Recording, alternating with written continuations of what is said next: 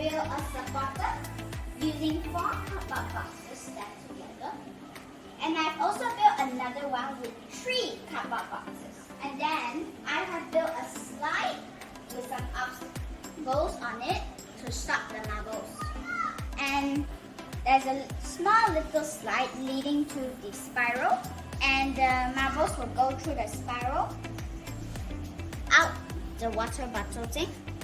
And I've also made a zigzag thing so that the marbles could go like zigzag right, and they are going to go right down the water bottle funnel and the obstacle board. So now we are going to try it out if it works or not.